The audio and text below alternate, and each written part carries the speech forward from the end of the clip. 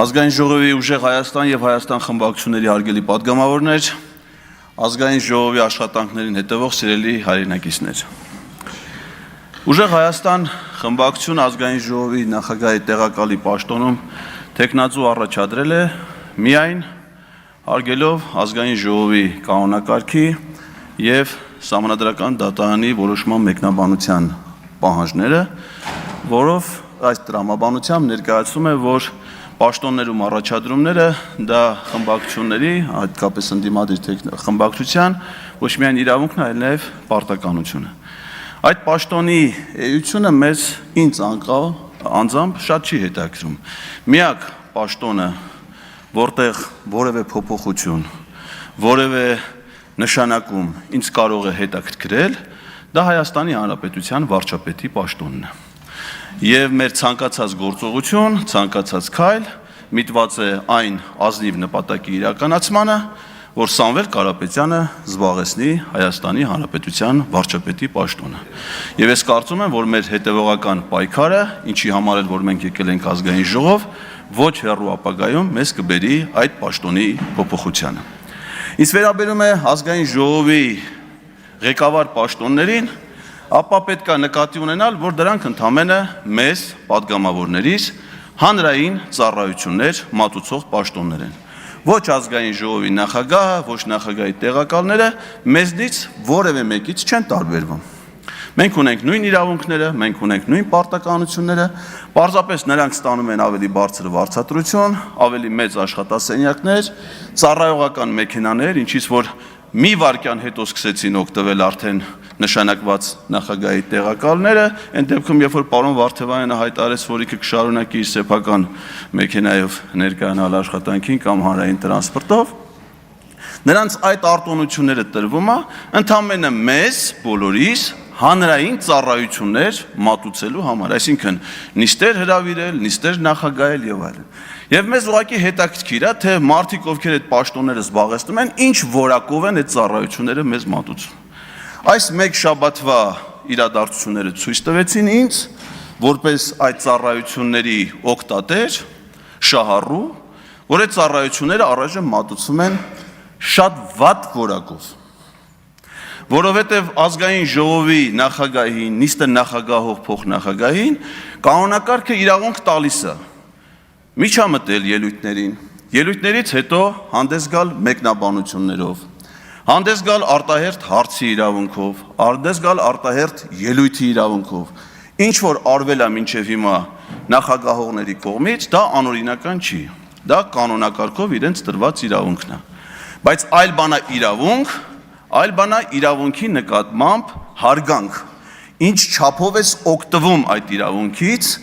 եւ ինչ նպատակով ես օգտվում այդ իրավունքից։ Այո, կարելի է Էդգար Ղազարյանին ենթադրեն կամ մյուս պատգամավորներին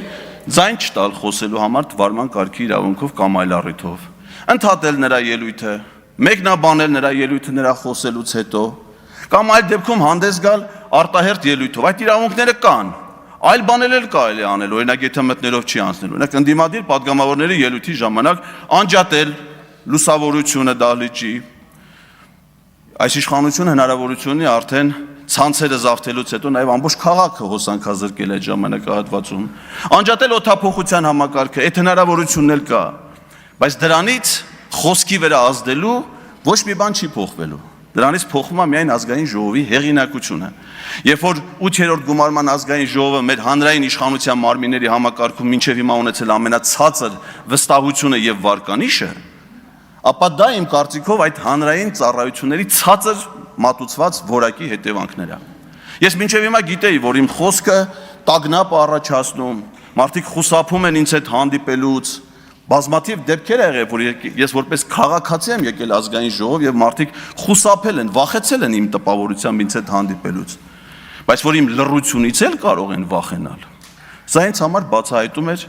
այս նստաշրջանի, այս նիստերի ընթացքում։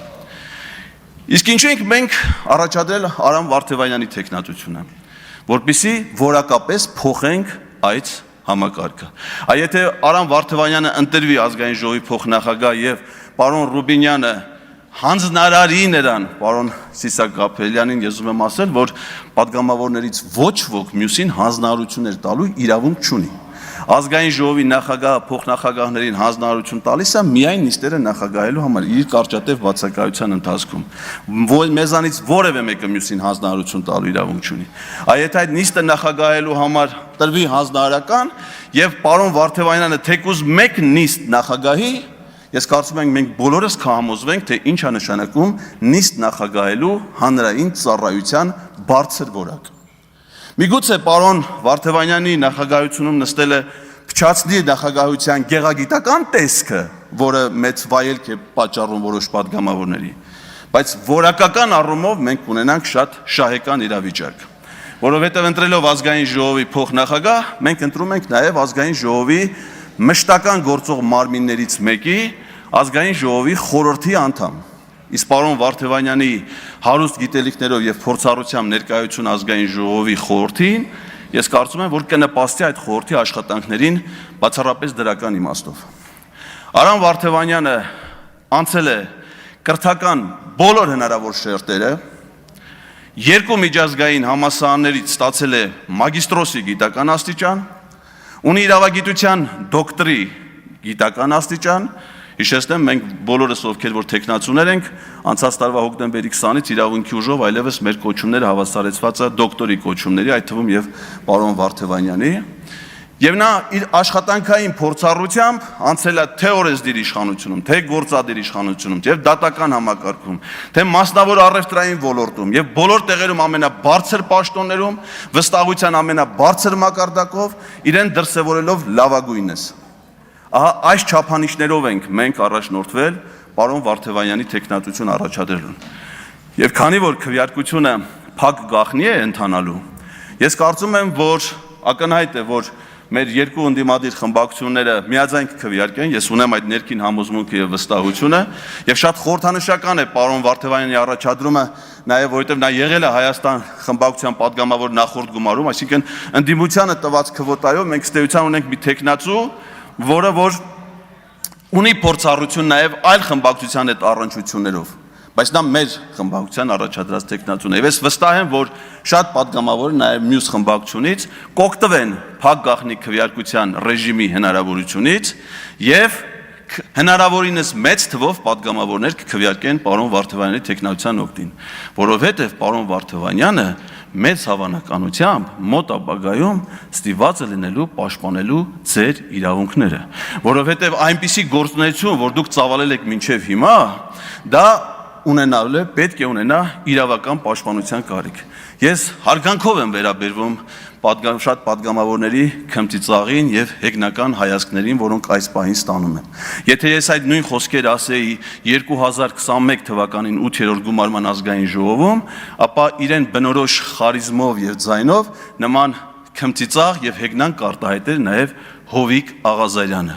որի իրավունքների պաշտպանությամբ հիմա զբաղվում է քաղաքական հալածանքների ենթարկվող Գառնիկ Իսագուլյանի փաստաբան, իմ լավ գործընկեր Աննա Ծառուկյանը։ Այնպես որ ձեր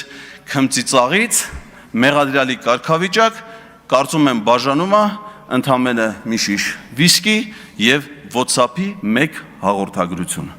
Իսկ նման իրավիճակներում պարոն Վարդևանյանի ծառայությունները, նաև որպես պրոֆեսիոնալ իրավաբանի, կարծում եմ ձեզ շատ են պետք գալու։ Մենք այստեղ խոսեցին պարոն Վարդևանյանի Հայաստան դաշինքում ներկայացված լինելու եւ հիմա ուժեղ Հայաստանի խմբակցության падգամավոր լինելու մասին, դա ներկայացնելով ամենայն դեպս այդպիսիների ընկալումները որպես նրա թերություն։ Այն մարդիկ, ովքեր դա ներկայացնում են որպես թերություն, ես կոչ եմ անում ձեր խմբակցության ներսում ներքին հարաբերությունները պարզել առանց Արամ Վարդևանյանի հարցը քննարկման առարկա։ Եթե դուք պարոն Հայկ Կոնջոլյանին բան ունեք ասելու, թե նա ինչի է եղել տարբեր քաղաքական կուսակցություններում,